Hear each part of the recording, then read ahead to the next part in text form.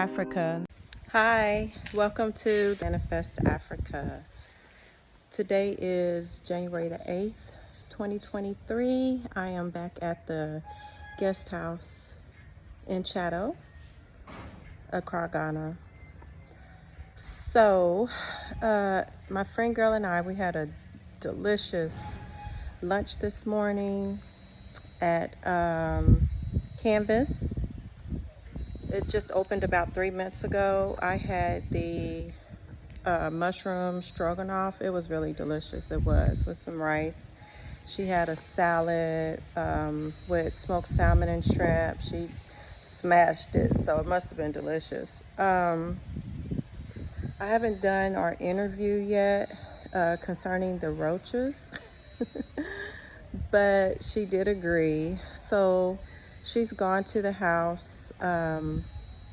The man that owns this house, he went over there last night to see the situation, because according to her, it's such a patriarchal society. They don't want to necessarily believe a woman's opinion.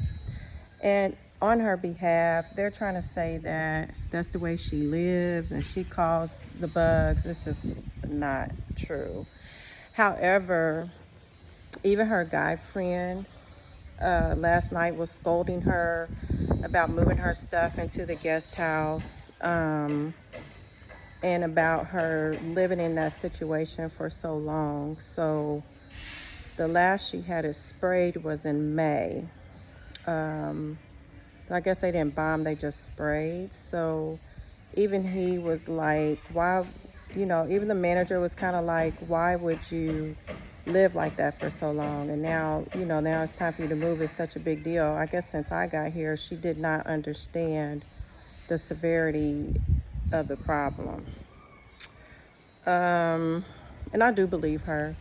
I believe that if you never experienced such things, you don't know about them. And I think yesterday, the videos I made, I was really frustrated, hot, and tired from shaking and trying to hang my clothes. And then also I got a lot of stuff cleaned, and I need to get the rest of the stuff cleaned, but it's going to be more economical for me to have my sister in Rwanda, who I'm staying with, my African sister, to have her house girl wash all my clothes for me.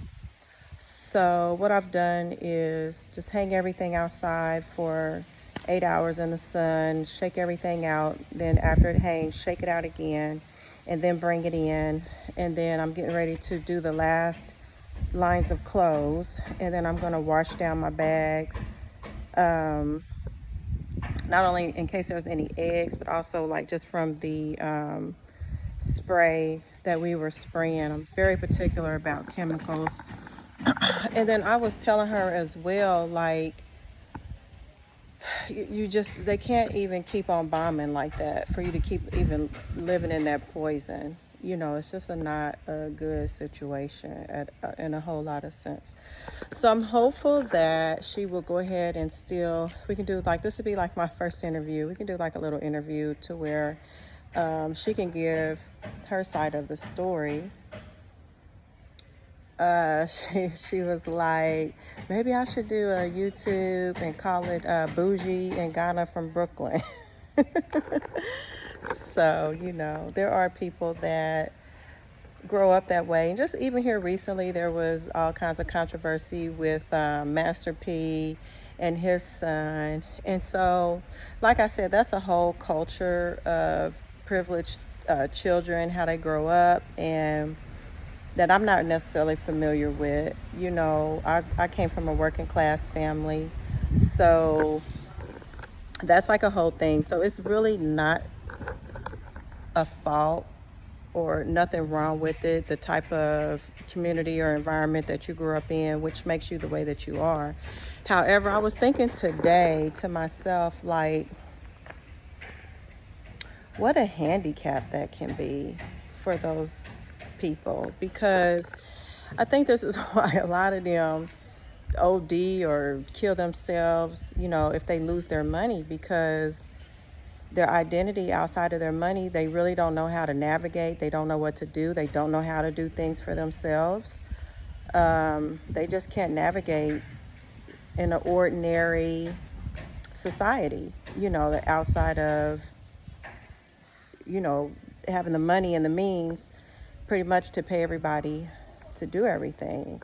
And then now that I'm thinking about it, even in Africa, like I tell a lot of my sisters that I've gained while traveling on the continent, y'all got it going on. Like, they have help, and I try to explain to them, women, black women especially, but really most women in the United States, like, we have to do pretty much everything ourselves, not unless you're rich. You have to cook, you have to clean, you have to watch your kids, you have to transport your kids back and forth. You have to decorate your house. You might have to do light work around your house. You have to do your yard work. You have to make sure your car is taken care of. You have to educate yourself. You have to educate your children. And then if you have a spouse, all of those same things, you add that to your plate, that you have to do for him as well. So that was, like I was telling my sisters, y'all, I don't know what y'all trying to rush over there for, because you're used to having help, and in a sense, I was used to having help, when I lived my street life in the younger days, because we always had, you know, uh, we always had, to be quite frank, I don't know how else to say it, we always had like Dauphine help.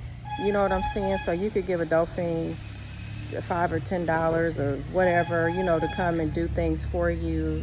The guys that I grew around with, we had a lot of help. And so when I did get out of that lifestyle, I did miss that help, because I could have somebody come in and clean the stove or deep clean the stove or, do the deep cleaning and the hard work or the paint or something, at a discounted rate, for a little bit of nothing, to where when you live just a ordinary working class life, all of those things you have to pay for, and it can become very expensive.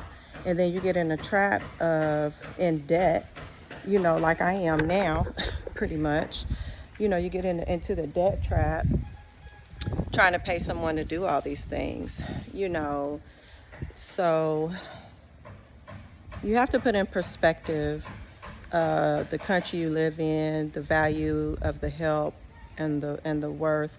I'm looking forward to going to stay in a village, because at this point I really believe that village life is a good life.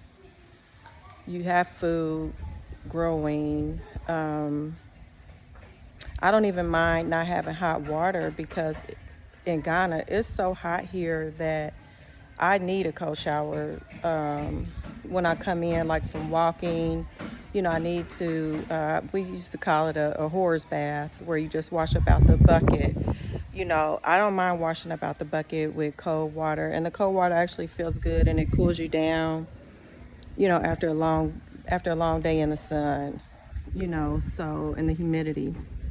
So I don't mind it. So I'm looking forward to living in the village and like getting the full village life, to see if I still have the same opinion that I do today. Because I always said, even here, like, I prefer to live in a village a little further out, which is kind of like how I live at home. I live in the suburbs, a little further out from the city. So I would prefer to live in a village and just visit the city, because it's so crowded and congested. It's just more fresh air, more fresh everything, in my opinion, out in the village. So I don't think that they're poor. I think that they choose to be poor because they're trying to live a Western lifestyle. And I don't think that they all understand that. I would probably say, I don't know the statistics, but I would probably say like 90% of the Western lifestyle is on credit.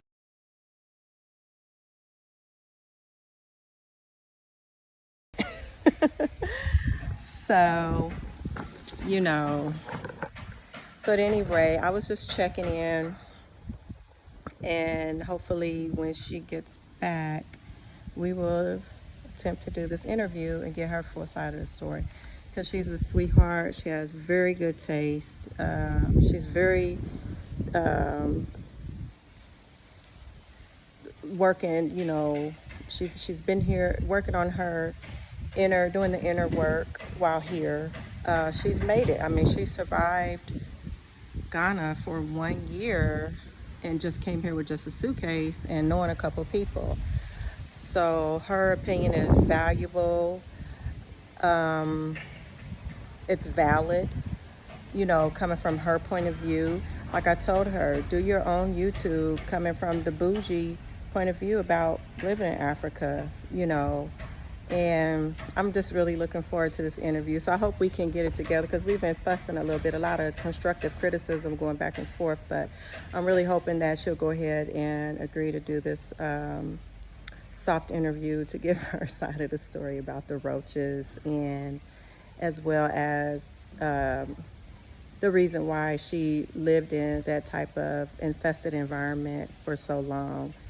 She does have her reasons. Maybe they're not, you know, maybe they're just excuses for me, but there are valid reasons, you know, and those are the reasons why for her. So yeah, so I'm looking forward. So go ahead and share, thumbs up, and like my videos. Definitely subscribe and keep on coming back, you know, to Manifest Africa.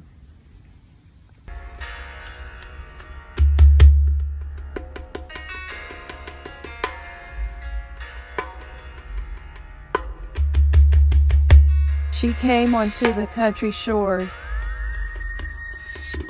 as if she were a 100-year storm. Most would heed the warning in time, take shelter, before even catching the enticing smell of the beautiful coming rain.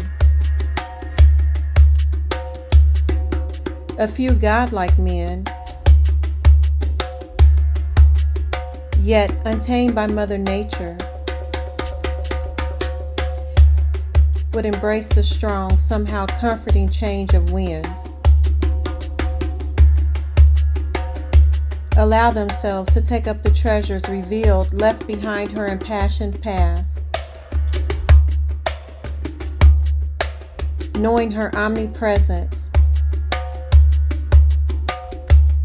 is in the same nature of themselves, which called unto the storm.